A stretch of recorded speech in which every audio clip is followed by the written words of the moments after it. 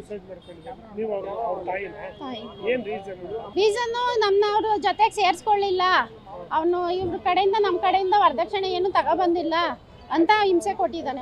ಪಡ್ದಿ ಮಾಡ್ತಾನೆ ಇದ್ದ ಅವಾಗಲೆಲ್ಲ. ಅವರೆಲ್ಲ ಚೆನ್ನಾಗಿದ್ದಾರೆ, ನನಗೆ ಹೆಲ್ಪ್ ಮಾಡದೆ ಹೋದ್ರು, ನನಗೇನು ಮಾಡದೆ ಹೋದ್ರು ಅಂತಾನೆ ಹಿಂಸೆ ಕೊಟ್ಟಿದ್ರು. ಲವ್ ಮ್ಯಾರೇಜ್ ಮೇಡಮ್ ಸರ್ ಗೊತ್ತಿಲ್ಲ. ಅದು ಬೃಂದಾವನ ಕಾಲೇಜಲ್ಲಿ ಓದಿದ್ದು ಅಲ್ಲೇನೆ ಇಷ್ಟಪಟ್ಟು ಲವ್ ಮಾಡಿ ಮದುವೆ ಮಾಡ್ಕೊಂಡು, ಯಾರಿಗೂ ಹೇಳಲಿಲ್ಲ, ಅವಳೇ ಮದುವೆ ಮಾಡ್ಕೊಂಡು ಇಷ್ಟೆಲ್ಲ ಹಿಂಸೆ ಕೊಡ್ತಾವನೆ ಅಂದಾಗ ಬಂದ್ಬಿಡು ನಾನು ಕರ್ಕೊಂಡು ಮಾಡಿಸ್ತೀನಿ ಏನಾರ ಕಂಪ್ಲೇಂಟ್ ಅಂದ್ರೆ ಬರ್ದೇ ಹೋದ್ಲು ಸರ್. ಇವನು ಬಿಟ್ಕೊಡ್ದೆ ಹೋದ. 2 ಸತಿ ಲಗೇಜ್ ಎತ್ಕೊಂಡು ಬಂದವಳು ಬಿಟ್ಕೊಡ್ದೆ ಹೋದ್ರು. ಆ ಓನರು ಆ ಮನೆಯವರು ಅವರೆಲ್ಲ ಸೇರಿ ಮಾಡಿರೋ ಕೆಲಸ ಇದು. ಕಾರ್ ಡ್ರೈವರು, MBA ಮಾಡಿದ್ಲು. ಅವ್ನು ಕಾರ್ ಡ್ರೈವರ್. ನನ್ನ ಮಗಳು MBA ಮಾಡಿ ಕಾರ್ ಡ್ರೈವರ್ ಬಿಕಾರಿ ನನ್ನ ಮಗನ ಮದುವೆ ಮಾಡ್ಕೊಂಡಿದ್ದು. ನಿನ್ನೆ ಅಪ್ಪನಿಗೆ 11:30 ಗಂಟೆ ಹತ್ತತ್ರದಲ್ಲಿ ಅಪ್ಪ ನನ್ನ ನಿರ್ನಾರೆ ನನ್ನ ಹಿಂಸೆ ಕೊಡ್ತಿದ್ದಾರೆ ಅಂತ ಫೋನ್ ಮಾಡಿ ಹೇಳಿದ್ಲಪ್ಪ. ಅವರಪ್ಪ ಆಯಿತು ಬಂದ್ಬಿಡಪ್ಪ, ಆರ್ವಳ್ಳಿ ಸ್ಟೇಷನ್ ಕಂಪ್ಲೇಂಟ್ ಕೊಟ್ಬಿಟ್ಟು ಬಂದ್ಬಿಡು ಅಂತ ಹೇಳಿದ್ರು. ಅದೊಂದು 10 ನಿಮಿಷಕ್ಕೇನೆ ಈ ಸುದ್ದಿ ಬಂದ್ಬಿಡ್ತು ನನಗೆ. ನಾನು ಫೋನ್ ಮಾಡಿದೆ, ಮೆಸೇಜ್ ಹಾಕಿದ್ದಾಳೆ ಇವಳಿಗೆ. ನಾನೇನೇ ಹೆಚ್ಚು ಕಮ್ಮಿ ಆಗಿದ್ರು ನಮ್ಮ ಮನೆಯವರೇ ಕಾರಣ ಅವರೇ ಅಂತ ಮೆಸೇಜ್ ಹಾಕಿ ಮೊಬೈಲ್ಗೆಲ್ಲ ಕಳಿಸಿದ್ದಾಳೆ. ನೀವು ಹೋಗಿ ಮಾತಾಡ್ಸೋ ಪ್ರಯತ್ನ ಮಾಡಿದ್ರಾ?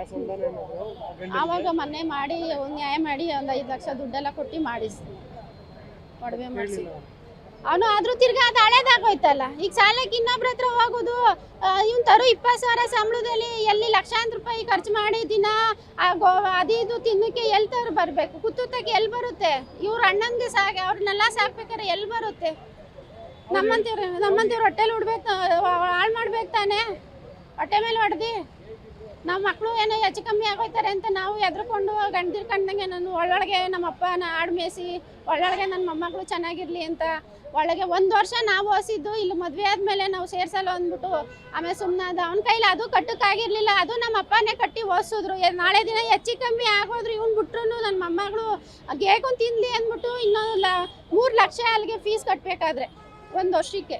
ಅದನ್ನು ನಮ್ಮ ಅಪ್ಪ ನಾವು ಸೇರಿಸಿ ಕಟ್ಟೋದು.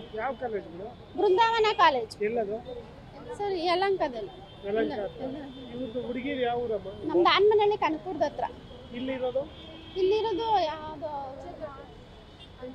ಅಂಚೆ ದೊಡ್ಡಿ, ನೆಲಮಂಗ್ಲ, ಆರ್ವಳ್ಳಿ ಕರಿಕಲ್ ದೊಡ್ಡಿ. ಅವನು ಆರ್ವಳ್ಳಿ ಕರಿಕಲ್ ದೊಡ್ಡಿ. ತಲಗಟ್ಪುರದಲ್ಲಿ ಅವನು ಕಾರ್ ಡ್ರೈವರ್ ಕೆಲಸ, ಕಂಪ್ನಿಗೆ ಹೋಗ್ಬೋದು, ಕಾರ್ ಓಡಿಸೋಕೆ ಹೋಗೋದು ಅಷ್ಟೇ. ವರ್ಷದ ಮೇಲೆ 5 ತಿಂಗಳು ಸರ್, ಇಷ್ಟೇನೆ. ಇನ್ನೇನು 16 ವರ್ಷ ಆಗಲಿಲ್ಲ, ಏನೂ ಇಲ್ಲ. ನಿನ್ನೆ ಬೆಳಗ್ಗೆ ಪೂಜೆ ಮಾಡವನೇ, ಕಾಲು ತೊಳೆದು ಪೂಜೆ ಮಾಡಿದ್ದಾರೆ. 5 ನಿಮಿಷ ಅಷ್ಟೇ. 5 ನಿಮಿಷಕ್ಕೆ ಈ ಕೆಲಸ ಮಾಡಿದ್ದಾರೆ. ನಮಗೆ ಅವನೇ ಡೌಟ್ ಸರ್.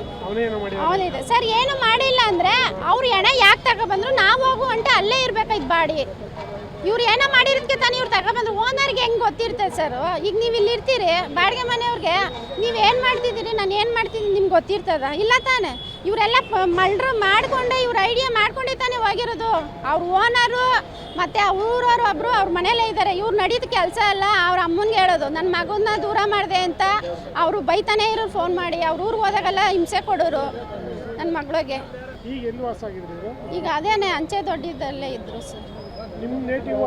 ನಮ್ಮ ನೇಮು ಕನಕಪುರದವ್ರು ನಾವು ಅಷ್ಟೇ. ನಲ್ಲಿ ಚಂದ್ರಪ್ರಭಾ.